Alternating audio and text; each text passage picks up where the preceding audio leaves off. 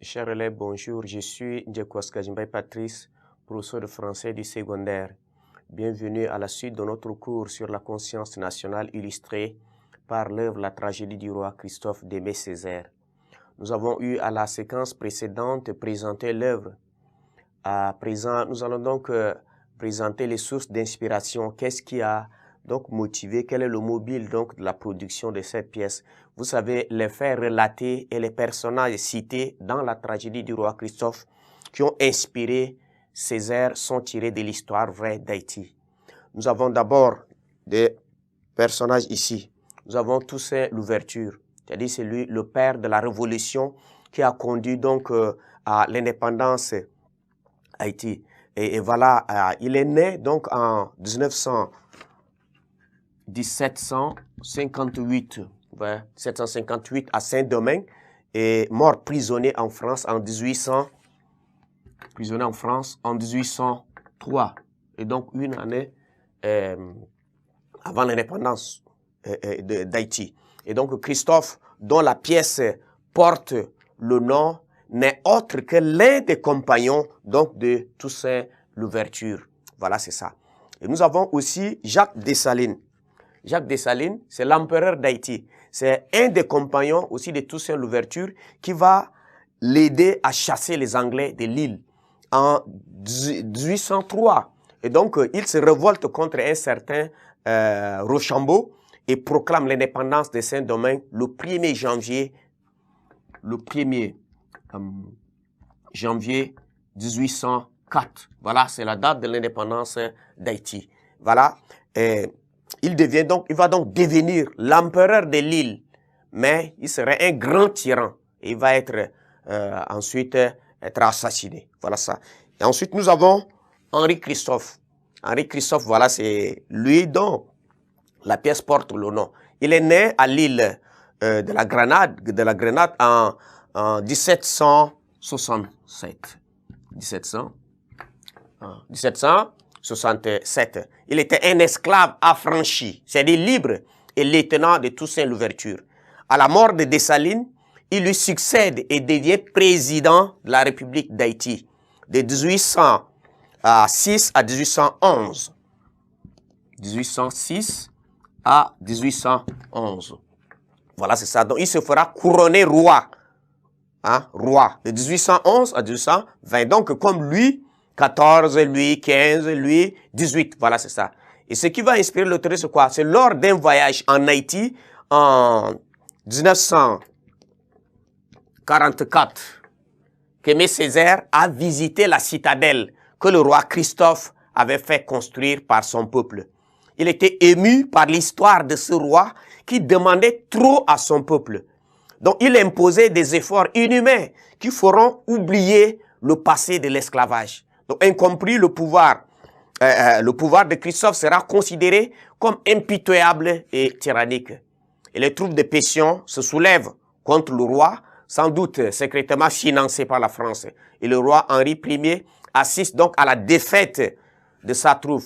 Convaincu que tout est perdu, il décide de mettre fin à sa vie. Et donc Césaire laisse mûrir en lui ces mystères.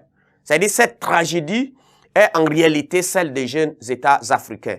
Vous voyez bien que le temps de la fable renvoie à l'indépendance haïtienne en 1804, mais le temps de l'énonciation renvoie aux indépendances africaines, puisque l'œuvre a été produite au lendemain des indépendances africaines en 1963.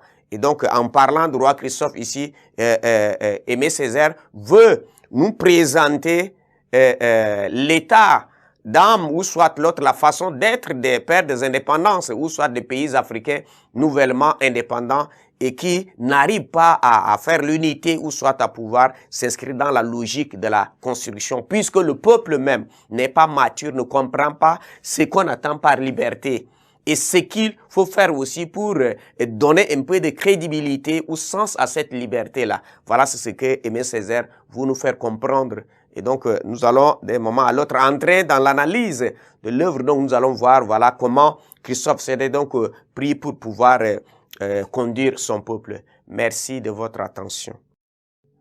Nous voici à présent pour conclure avec donc la portée, c'est-à-dire la portée significative de l'œuvre La tragédie du roi Christophe.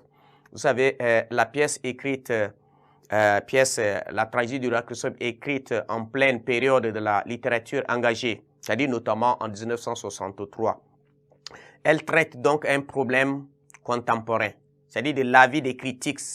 Césaire est en situation. Voilà, c'est ça. Haïti, c'est l'Afrique. Voilà, c'est ça. Donc, il y a dans l'œuvre une mise en garde contre les régimes indépendants.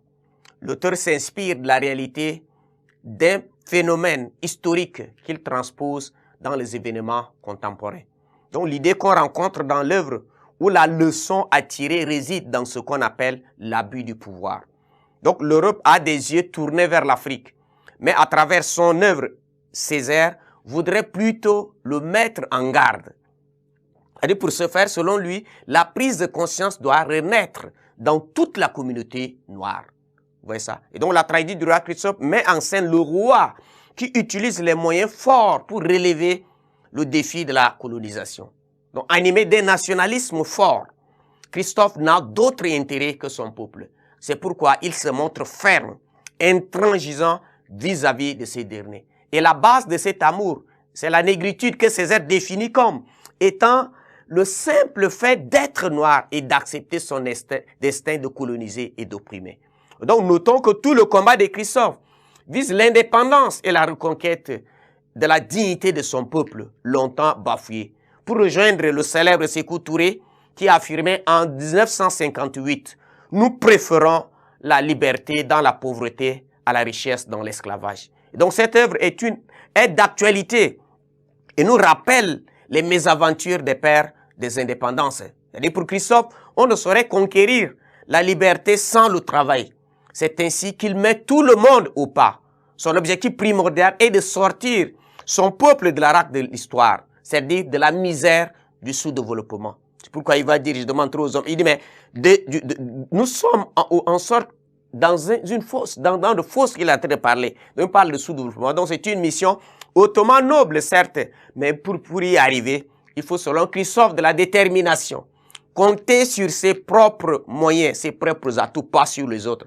Ainsi, il faut une synergie générale pour les travaux champêtres et la construction d'un édifice qu'est la citadelle. Et donc, la citadelle, ici, symbolise la renaissance, l'unité, l'intelligence, la capacité et l'image d'Haïti forte et développée. Car l'Occident croit que le nègre est incapable de réaliser de grandes œuvres ou de construire une nation digne de ce nom. Donc en voulant ériger aussi Haïti en royaume, Christophe veut dire que la démocratie ne convient pas aux nègres. D'autant qu'ils confondent démocratie au désordre ou soit au libertinage. Et donc Christophe est l'incarnation des grands dictateurs africains puisqu'il refuse le moindre partage du pouvoir.